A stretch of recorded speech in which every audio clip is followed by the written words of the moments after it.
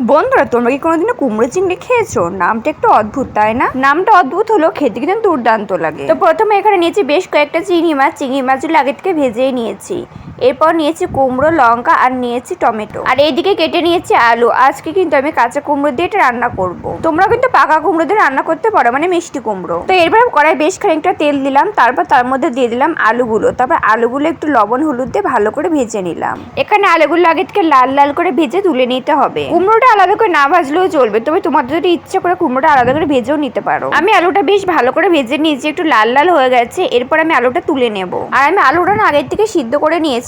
এখানে অন্যদিকে ভাত বসেছিলাম, ভাতের মধ্যে আলু দিয়েছিলাম। তোমাদের ইচ্ছা হলে সিদ্ধ করে, নাহলে সিদ্ধ করার দরকার নেই। এরপর আমি সেই তেলে দিয়ে দিলাম কিছুটা পাঁচফোড়ন, আর দিয়ে দিলাম টমেটো, তারপর দিয়ে দিলাম কাঁচা লঙ্কা। এরপর একটু হালকা ভেজে নেব। তারপর এর মধ্যে আমি দিয়ে দেবো কেটে রাখা কুমড়োগুলো। কুমড়োটা কিন্তু একদম কচি ছিল, এর জন্য কুমড়ো খোসা ফেলিনি। আমার তেলের পরিমাণ একটু কম লাগছে, তুমি আরো কিছুটা পরিমাণে তেল দিলাম। তাহলে কুমড়োটাকে ভালো করে ভেজে নিচ্ছি। আমি যেহেতু আলুটা আগে থেকে ভেজে নিয়েছি, তার জন্য কিন্তু আলুটা একটু পরেই দেবো। কুমড়োটাকে ভালো করে ভেজে নেব। পাকা কুমড়ো বা কাঁচা কুমড়ো দুটো দিয়ে কিন্তু চিংড়ি মাছের রেসিপিটা খুবই ভালো লাগে খেতে। আগের দিনে পাকা কুমড়ো দিয়ে রান্নাটা করেছিলাম, আর সেই রেসিপি তোমাদের সঙ্গে লাঞ্চে শেয়ার করেছি, কিন্তু সেই দিন আর ভিডিও করা হয়নি। তাই আজকে কাঁচা কুমড়ো দিয়ে রান্না করলাম, তাই সেটা ভিডিও করলাম। আমি বেশ কিছুক্ষণ ধরে কুমড়োটা ভালো করে ভেজে নিয়েছি। এরপর এর মধ্যে আমি দিয়ে দিলাম ভেজে রাখা চিংড়ি মাছগুলো। তারপর ভালো করে নাড়াচাড়া করতে থাকলাম। আর এর মধ্যে দিলাম সামান্য পরিমাণে লবণ আর সামান্য পরিমাণে হলুদ। আমি কিন্তু এখানে কোনো গুঁড়ো লঙ্কা দেবো না, আমি কিন্তু কাঁচা লঙ্কা দিয়ে রান্নাটা করবো। আর আলাদা করে অন্য কোনো মশলাও দেবো না, আমার কাছে এইভাবে খেতে বেশি ভালো লাগে। আমি একটু নাড়িয়েছি, এরপর দিয়ে দিলাম ভেজে রাখা আলুগুলো। তার ভালো করে নাড়াচাড়া করতে থাকলাম। কোনো মশলাপাতি ছাড়া এরকম সিম্পল রান্নাও কিন্তু আমার কাছে বেশ ভালো লাগে খেতে। আর এই গরমে বেশি তেল মশলার থেকে এরকম সিম্পল রান্নাও কিন্তু শরীরের পক্ষে ভীষণ উপকার। আর এর মধ্যে যেহেতু চিংড়ি মাছ দিয়েছিলাম, সেটা সুন্দর একটা গন্ধ বেরোচ্ছিল, খেতেও কিন্তু খুবই ভালো লাগছে। আলাদা করে এর মধ্যে এক্সট্রা করে মশলা দেওয়া লাগবে না।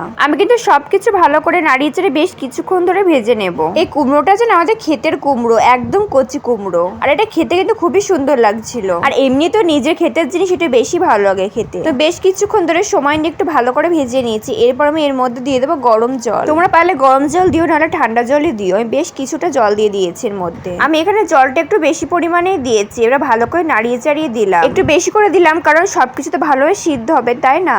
এরপর আমি হাই হিটে কিছুক্ষণ ধরে জাল করে নেব। তারপর ঢাকনা তুলে ভালো করে নাড়াচাড়া করে দিলাম। এরপর দেখলাম সবকিছু ঠিকঠাক সিদ্ধ হয়েছে কিনা। দেখলাম যে কুমড়ো আলু ভালো করে সিদ্ধ হয়ে গেছে। এরপর আমি আরো কিছুক্ষণের জন্য ঢেকে দিয়েছিলাম, কারণ আমি আরেকটু ঝোল টানিয়ে নেবো। তারপর ঢাকনা তুলে ভালো করে নাড়াচাড়া করে দিলাম। এরপর লবণটা চেখে দেখলাম যে ঠিকঠাক আছে কিনা, ঠিকই লাগলো, তাই আর দিলাম না। আমি যে দুটো কাঁচা লঙ্কা দিয়েছিলাম, সে কাঁচা লঙ্কা দুটো তুলে নিলাম। তুলে ভালো করে ডলে তারপর আবার দিয়ে দিয়েছি ঝোলে। তো বন্ধুরা, আমার রান্না কিন্তু হয়ে গেছে। তাই সবশেষে দিলাম কিছুটা পরিমাণে চিনি, আর দিলাম সামান্য পরিমাণে ঘি। তার ভালো করে নাড়িয়ে চাড়িয়ে দিলাম। আমি কিন্তু এরকম গামাখায় ঝোল রাখবো, তোমাদের যার যেরকম পছন্দ সে সেরকম ঝোল রেখো। ব্যাস, এবার নাড়িয়ে চাড়িয়ে নামিয়ে নিলেই হয়ে গেল কুমড়ো দিয়ে চিংড়ি মাছ, যেটা খেতে হয়েছিল দারুণ। তোমরা কিন্তু বাড়িতে রেসিপিটা অবশ্যই ট্রাই করো। আর ভিডিওটা কেমন লাগলো জানাতে ভুলো না। ভিডিওতে লাইক করে চ্যানেলটা সাবস্ক্রাইব করে দিও। বাই।